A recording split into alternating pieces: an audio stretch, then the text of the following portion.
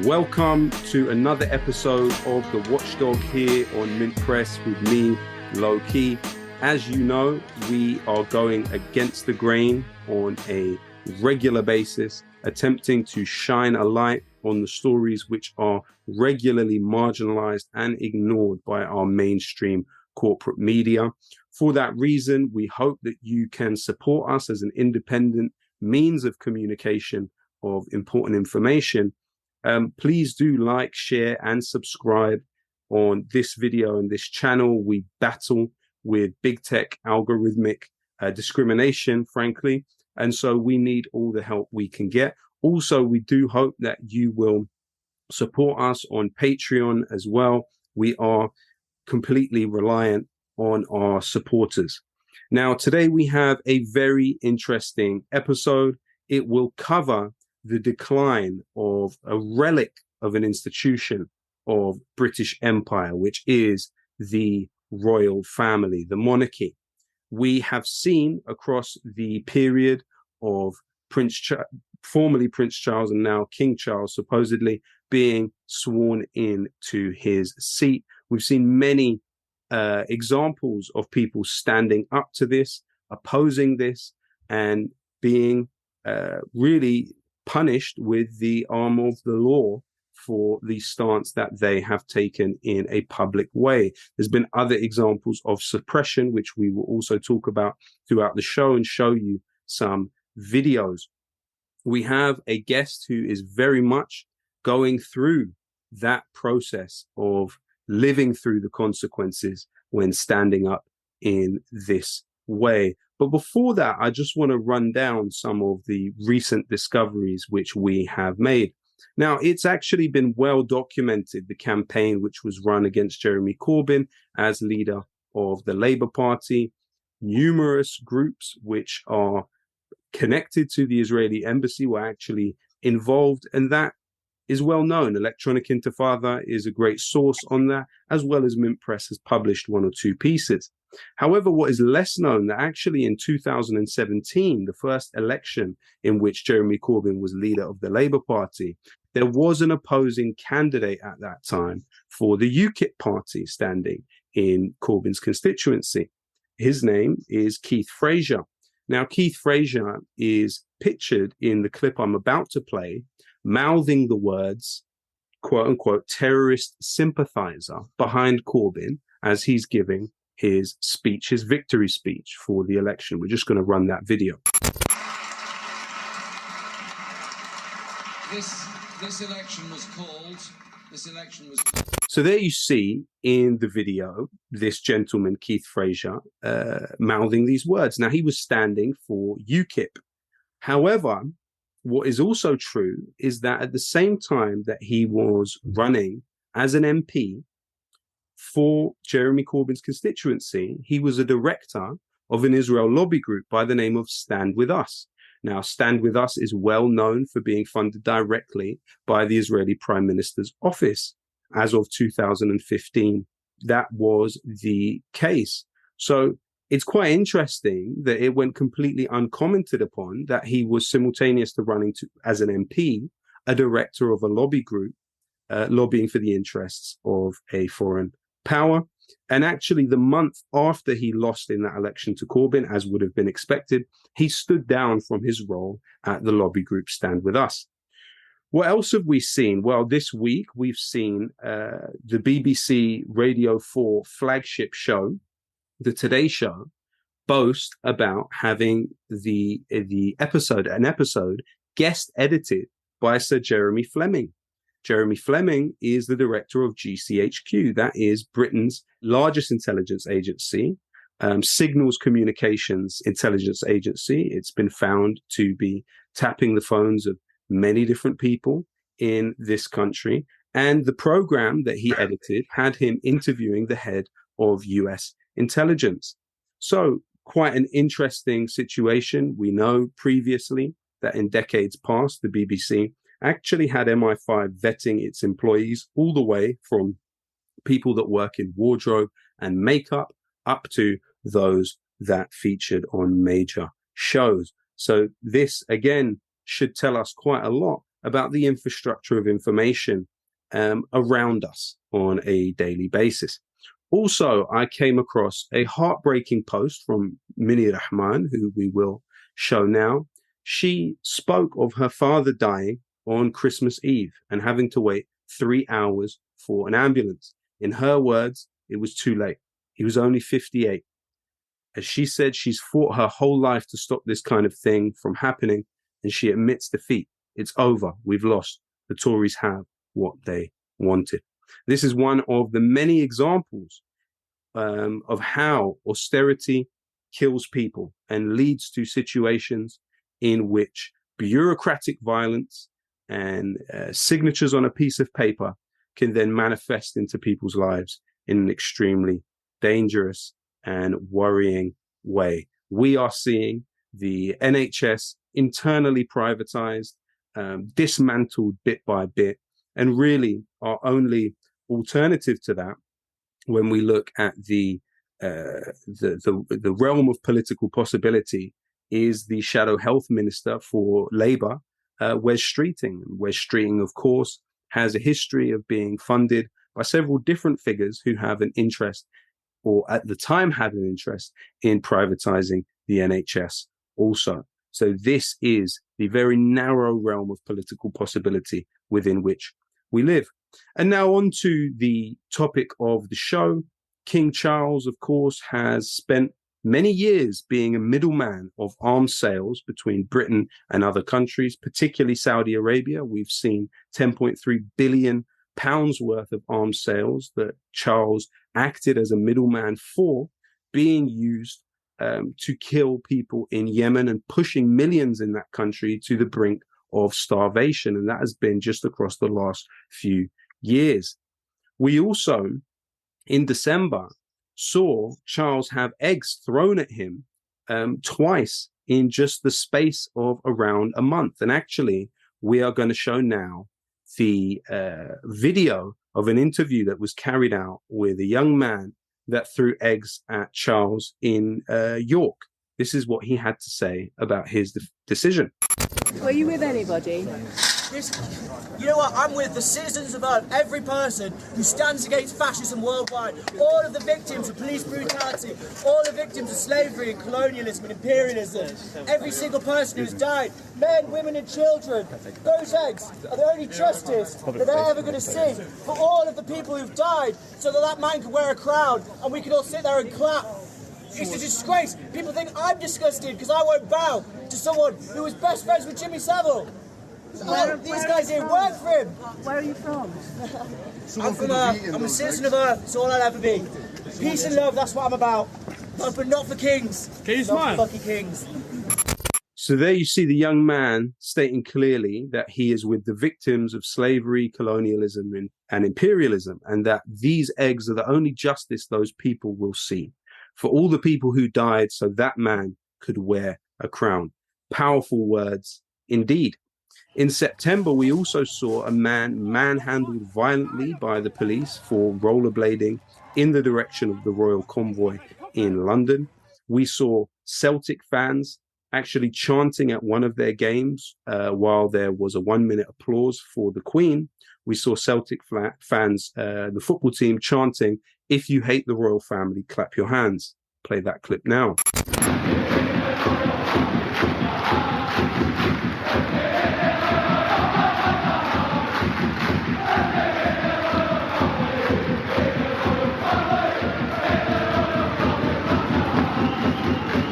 In Scotland, we saw the example of a woman holding up a blank piece of paper along the path of the Queen's coffin, actually followed home by police. And police said to her at one point, "Tell us where you live and we will let you go." Let's see some of that footage.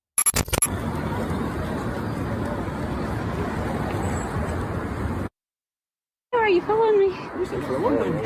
Just stopping when I'm stopping, walking when I'm walking. I was just talking about mobile device. We're just following. Look at you. We're just making sure there's no disorder in the city.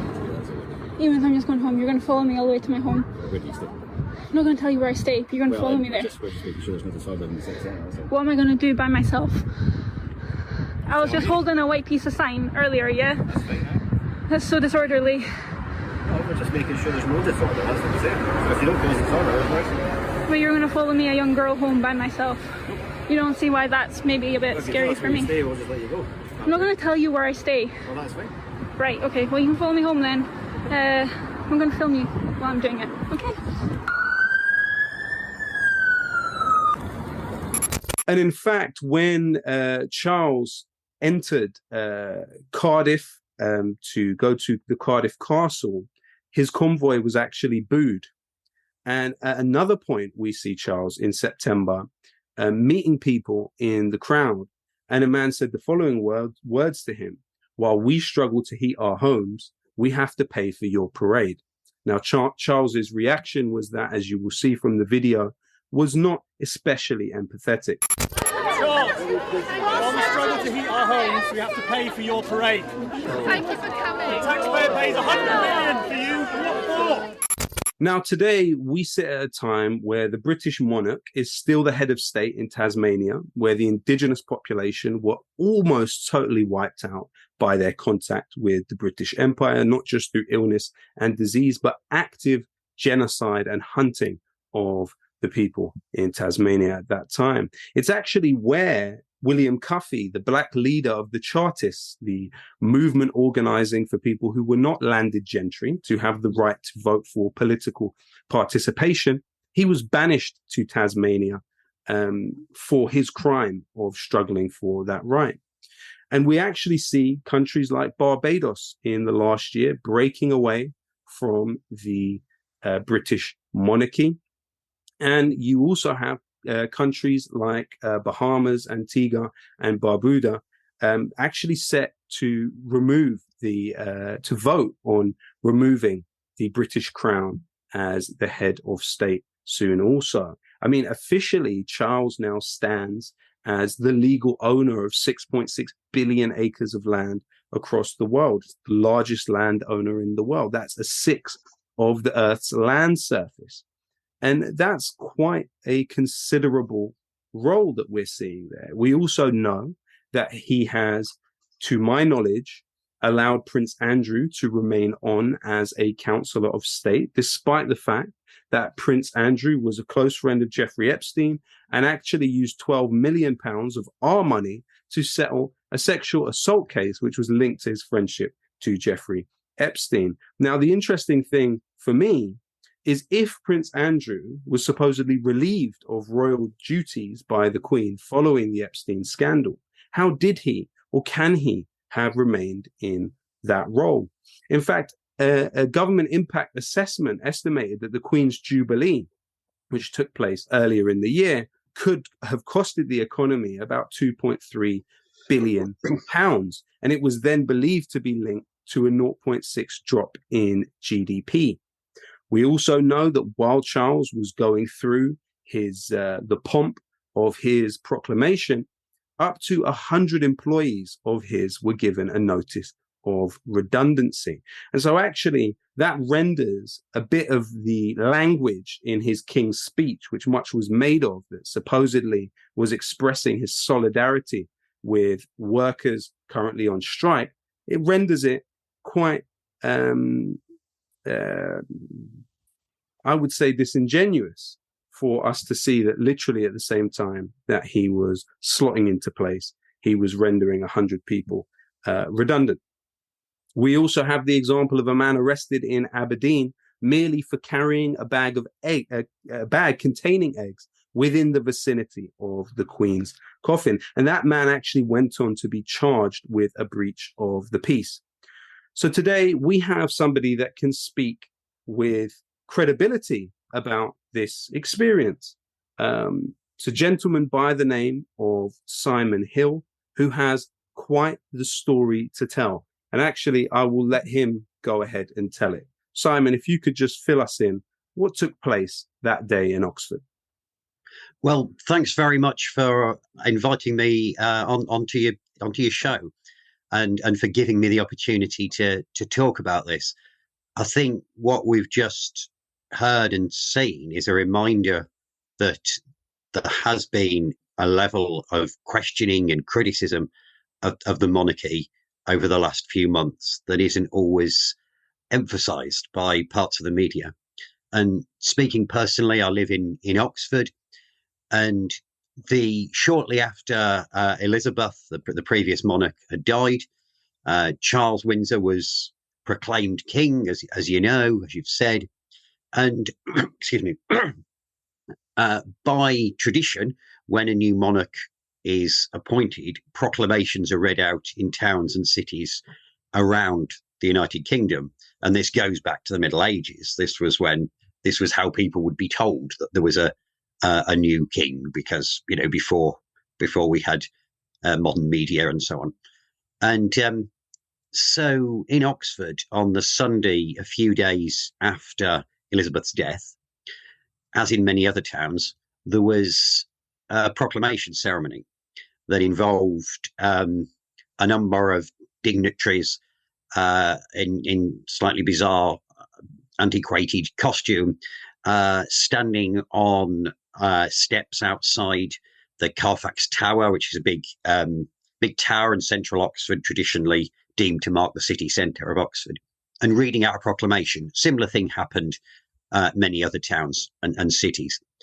Now, I went to church that morning as usual, and as I was leaving the Baptist church in Oxford that I belonged to, the streets were a bit chaotic because some of the streets had been closed for the procession.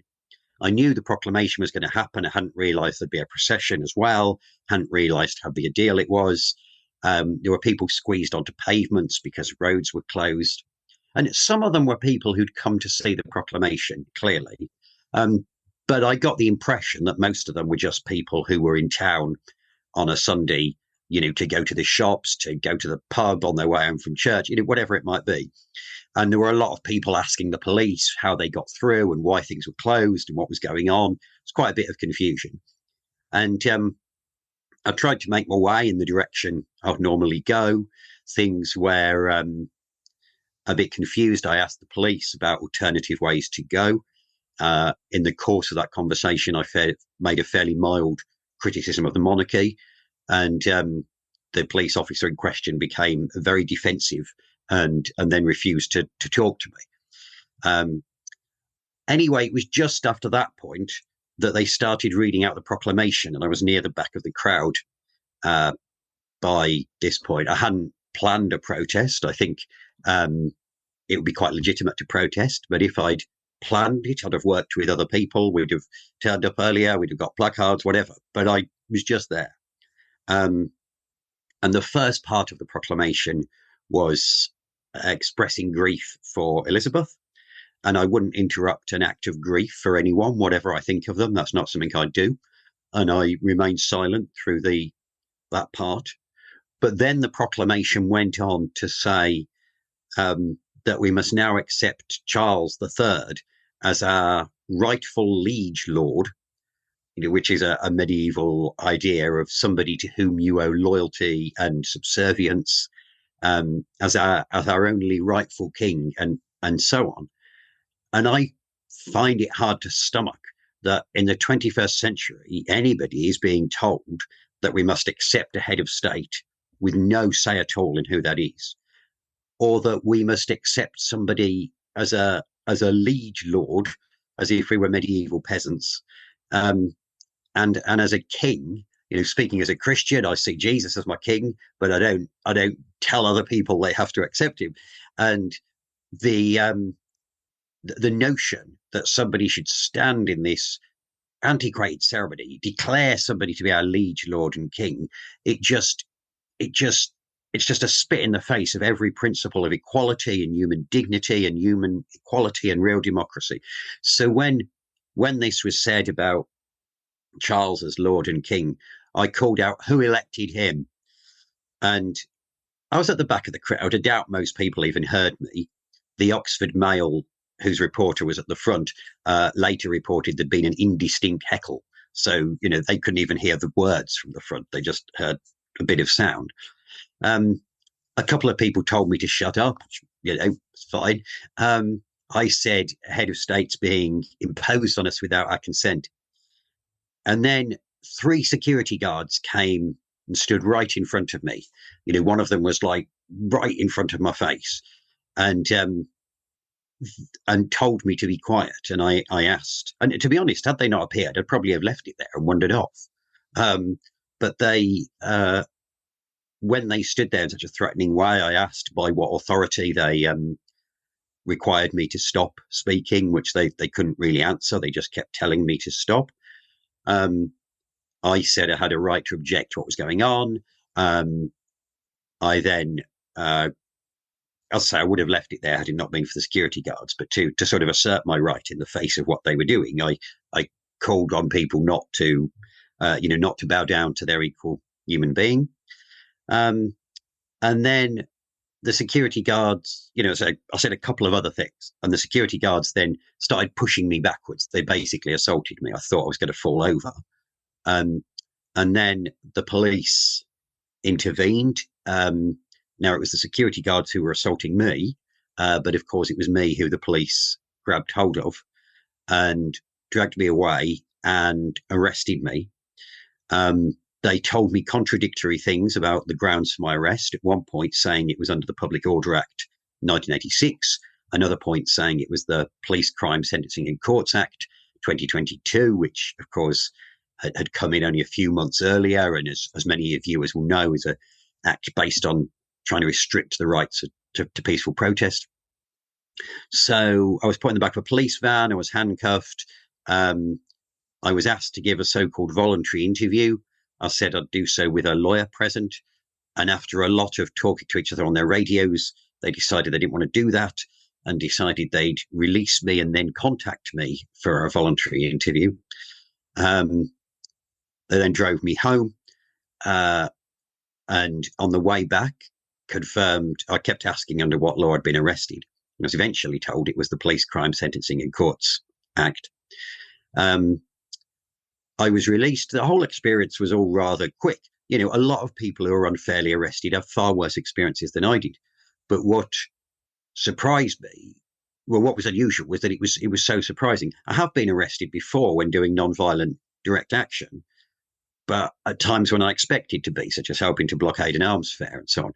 This time I'd literally said a couple of sentences in the street. And it was completely an overreaction. As the police were leading me to the van, there were a couple of people there who were there to watch the proclamation, who were royalists, who were following the police and me down the road, saying, "Why are you arresting him? Hasn't he got a right to free speech?" And these were people who didn't agree with me. They were saying, "I don't agree with him, but he's got a right to free speech." And so eventually, I was interviewed, and now I've been charged under the Public Order Act with abusive or threatening or disorderly words or behaviour. And the police are now denying that they ever told me they'd arrested me under the Police Crime Sentencing and Courts Act, and saying it was always the Public Order Act. And again, I know a lot of people who are unfairly arrested have far worse times than I do. What worries me is that if you can be arrested for saying a couple of sentences in the street that the establishment don't like, then I think we're in a very scary place. Absolutely. And on that note, please tell us about the other act which you were indicated that you were arrested under initially. Yes, so the Police Crime Sentencing and Courts Act came in last year, 2022, after a lot of faffing about and to and fro in Parliament, and it was presented as a response to the Extinction Rebellion and Just Stop Oil protests. Now, when it comes to groups such as Extinction Rebellion, I support much of what they do. I do question some of their tactics, but a better response to their protest might have been to actually do something about climate change, rather than to pass laws restricting peaceful protest. And the act, of course, however much an act like that is framed as being about Extinction Rebellion, if it can be used against them today, it can be used against me tomorrow and you the day after, and it can be used against anybody. And it restricts movement at protests. So it allows the police to impose conditions on protests. It allows them to close down protests that are considered too noisy. It allows protest exclusion zones, in effect, to be imposed around particular events.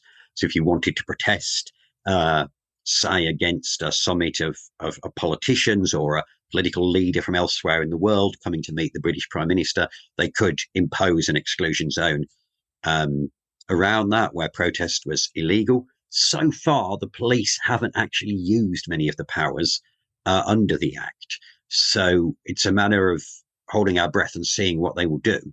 But they can use them. And I think it may well be the coronation of Charles Windsor in May will be the first big test of whether they do. And now, of course, Suella Braverman, the Home Secretary, and Rishi Sunak and Jeremy Hunt and the rest of them have decided that even that act doesn't go far enough. And they're now proposing a new Public Order Act, which will introduce completely new offences. So going equipped to lock on, which is, to lock yourselves to each other, to block say an arms fair, or to block some event that you object to. If you block that event, you're probably going to be arrested already under things such as the Highways Act or aggravated trespass or so on. And yet, locking on in itself is going to be a criminal offence. Going equipped to lock on is going to be a criminal offence if the Public Order Act is passed. So, if I'm going, I've been arrested a couple of times at the DSEI Arms Fair in London when trying to blockade it to prevent those arms deals happening.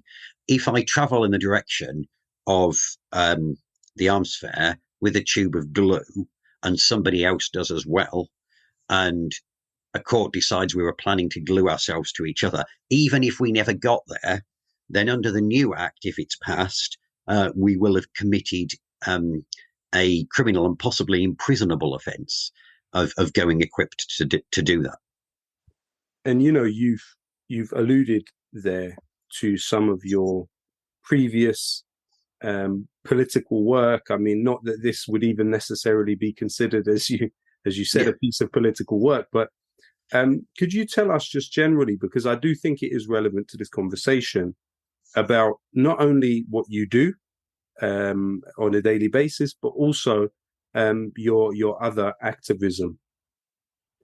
Yeah, sure. I think the word activist is an odd word. I think it's it tends to be used in a sort of exclusionary way to mean a certain group of people who do a particular type of thing.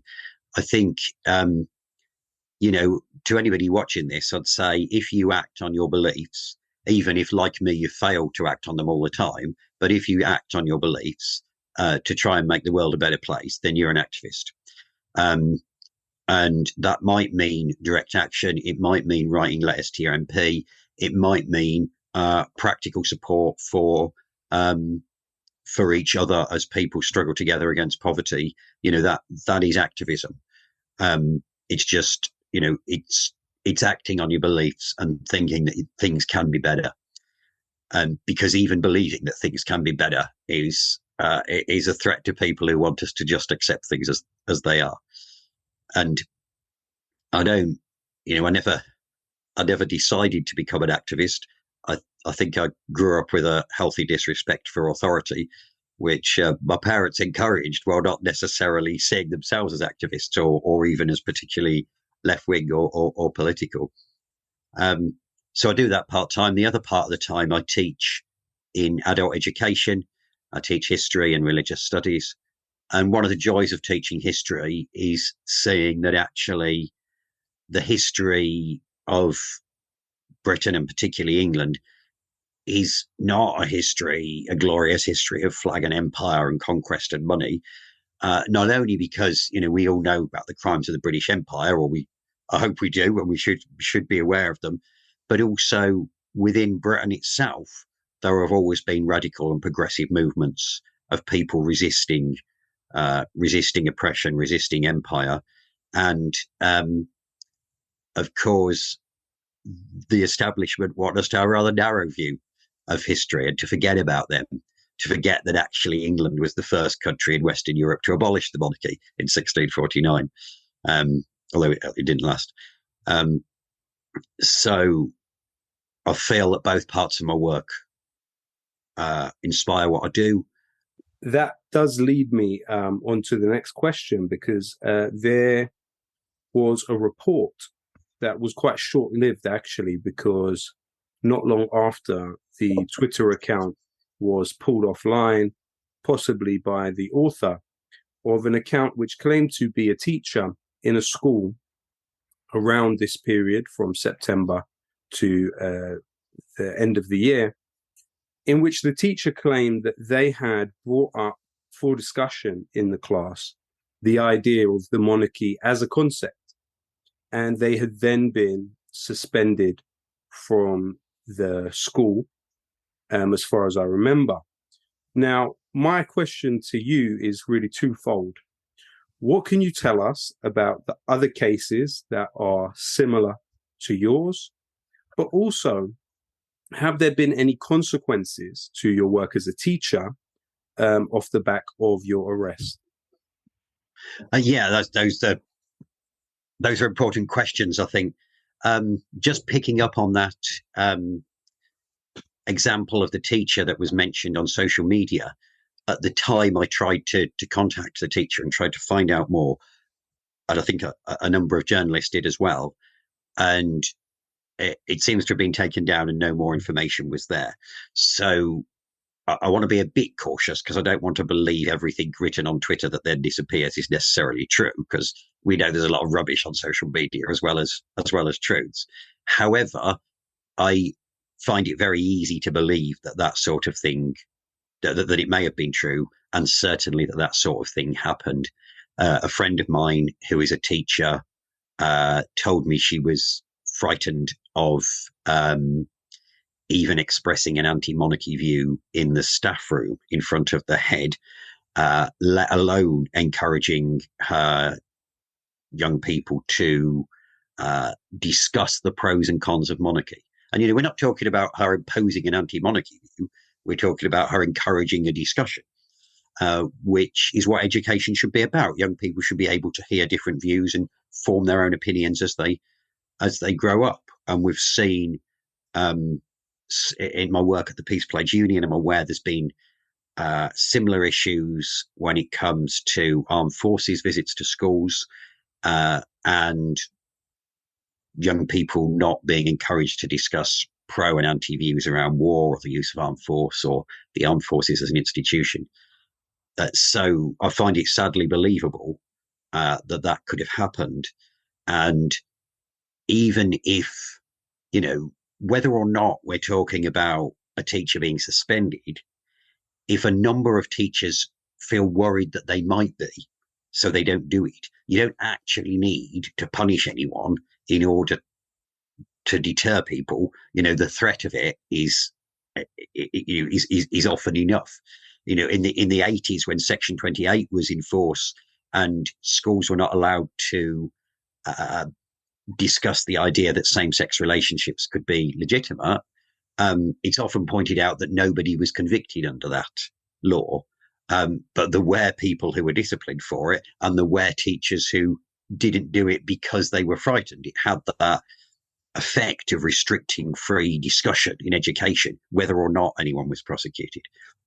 I'm lucky in that I teach in adult education, where the rules are a lot looser, and I teach for the Workers' Educational Association. I teach evening courses, sort of general interest courses, that sort of thing. And some of my students have spoken to me.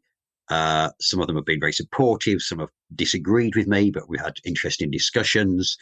And I think I've emphasised when asked that other WEA tutors and staff would have different views. So, on the whole, it hasn't had any obvious consequences for me. If I was to apply to teach for another organisation, I don't know whether it would affect things or not. It may do. I would hope an educational institution would have the sense to realise that their tutors are going to have a range of views, and that that's the nature of education. But sadly, sometimes people are frightened of controversy or frightened of dissent. So going back to your point about other people who protested on the same day that I was arrested, 22-year-old woman called Maria was arrested in Edinburgh for holding a placard that said abolish the monarchy and the F word followed by imperialism. And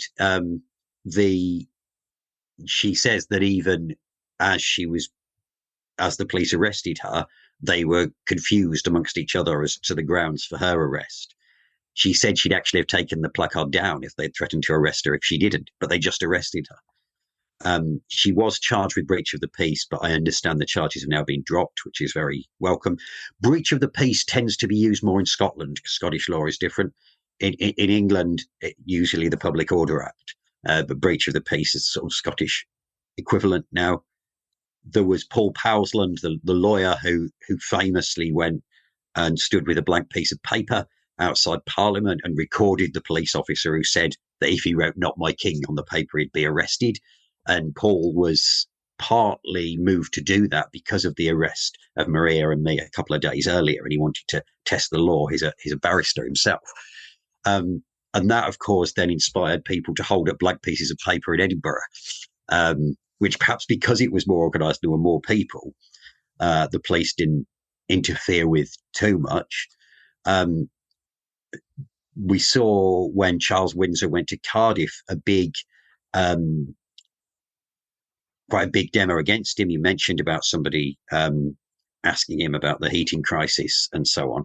And in Wales, there's always been more anti-monarchy feeling in Wales than the rest of the UK, I think. And, partly from a Welsh background myself, but mostly English. And in Wales, the anti-monarchy movement's always been linked with the Welsh independence movement and the Welsh language movement and so on. So it's no surprise there was a bigger demo in Cardiff, and perhaps the police were expecting that, or it's slightly more normal there. But the other arrests include, for example, the young man in Scotland who heckled Andrew Windsor as he followed his mother's coffin. And some would say, well, you shouldn't really heckle at a funeral. It's somebody following their mother's coffin, whatever you think of them or their mother. And, and I can understand that point of view, but actually contrast the police arresting him with the police's complete lack of action with regards to Andrew himself, despite the evidence against him for a far, far more serious set of allegations than heckling someone. Also, what really appalls me, if you watch the video of that man heckling Andrew, is that a few royalists in the crowd basically grab him and start beating him up. And yet the police don't arrest them, they arrest him. You see somebody being assaulted, and instead of arresting the people who are doing the assaulting, they arrest the person being assaulted. And in that, you've got really like a sort of microcosm of the whole problem about whose side the police are on, sort of symbolised in a few seconds of footage. So I think there was the publicity and the backlash after the arrests of those few arrests I've mentioned, including mine, and the whole thing with the blank piece of paper. I think that made the police more cautious. And you had the head of the Metropolitan Police saying that all police officers had been reminded to respect the right to protest. What is wrong with the police if they need reminding to respect the right to protest? The fact that they needed reminding should have caused outrage in itself, not some sort of acceptance that now things were okay. And we've yet to see how they behave at the coronation. Thanks, Simon. And in consideration of all of these things, it does seem that the public consent really to the monarchy and its role in society is deteriorating more and more.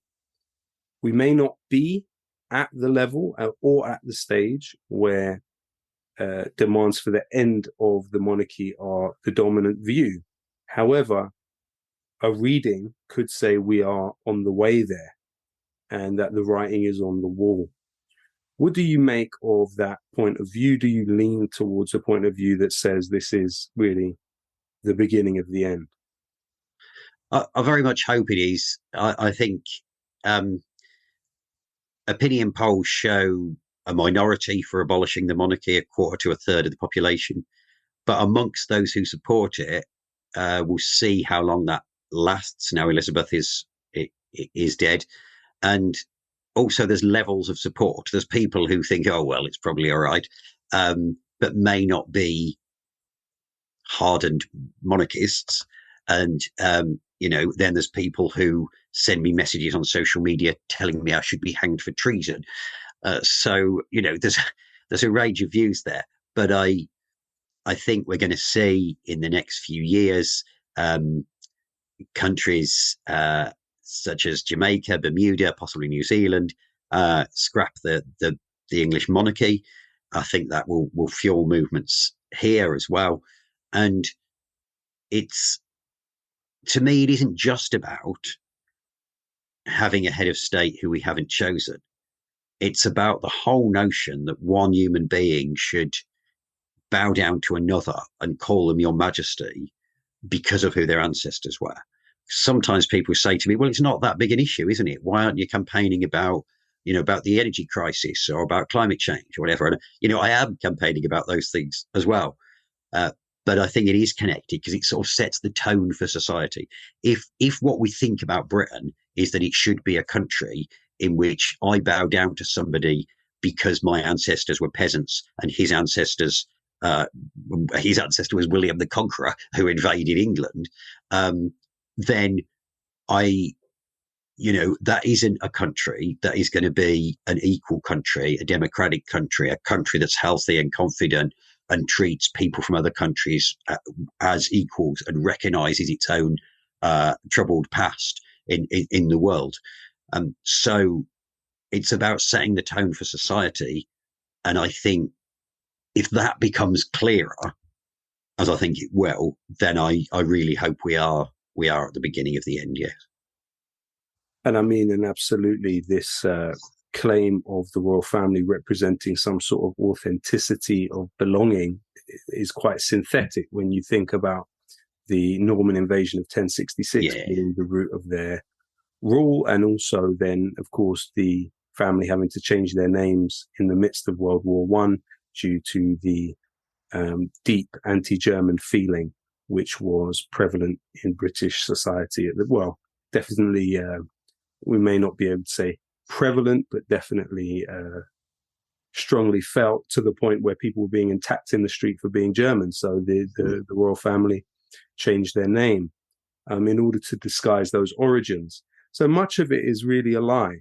And I think a lot of that comes to the fore when you think about this idea of Meghan and Harry and what this represents. Do you think that's also part of the chipping away of this brick wall of the monarchy, this furore over Meghan and Harry?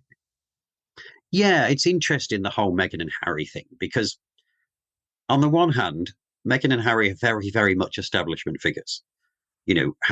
Harry is the king's son. You couldn't get much more established than that. He's been an army officer. He's full of praise for the army. The values he expresses are in many ways establishment values. And yet, because he's not quite as conservative as some of the rest of them, because he has raised concerns about racism and misogyny, because he's prepared to express views in public, and because Meghan is quite rightly speaking out about the racism and misogyny that she's received, they seem to outrage royalists massively. So you've got people like Jeremy Clarkson, who could write a newspaper piece for The Sun, claiming that everyone his age agrees with him, which is obvious nonsense, and about wanting to pelt Meghan with excrement in the street. and the most the Sun has to do is issue a sort of vague apology the next week. And they're not anti-establishment figures. They're people who are slightly different from the establishment. And the fact that slight difference, particularly if you're a black or mixed race woman, causes so much anger and so much defensiveness from the hardline royalists, really shows just how frightened they are, really. I mean, and also leading on from the point you made about Harry and his involvement in the war, we know that when he was part of the British occupation of Afghanistan, this is a place occupied by the British 4 times in the last 2 centuries. He threw around words like Paki and raghead, and he even actually described the shooting of people from an Apache helicopter as a joy. He said, it's a joy for me because I'm someone who loves playing PlayStation and Xbox. So with my thumbs, I'm quite useful. So it's really interesting, what is playing out and how all of that is revealing the limitations of this idea, actually. Symon, it's been fantastic for you to join us. I appreciate you giving us this time. If you have anything else to add, please do go ahead. Thanks very much. I just want to thank you for inviting me on again. And I've just been overwhelmed with the level of support I've received. Of course, I've received abusive messages, but I've received thousands of supportive messages from people who agree with me to people who don't agree with me but respect my right to free speech. And I'm just very aware that people get unfairly arrested all the time. And most of them are not middle-aged white blokes like me. And most of them don't get as much media attention as I've got, which is why I want to say this isn't about me. This is about democracy. It's about equality. It's about human dignity and human rights and freedom from arbitrary arrest. And in working against monarchy, I want to work for a society that is really democratic, which means not just going into a polling station every 5 years, but where we really treat each other as equals, where we work to challenge ourselves and each other when we don't do that, and where we have democratic control over communities and workplaces and universities and schools, and a really, truly equal society. So I'm not just objecting to something, I'm also very much affirming something, which is a really strong belief that human beings working together as equals can achieve far more than we can by tucking our forelocks and bowing down to our supposed superiors. Well said, Symon. Thank you so much for joining us.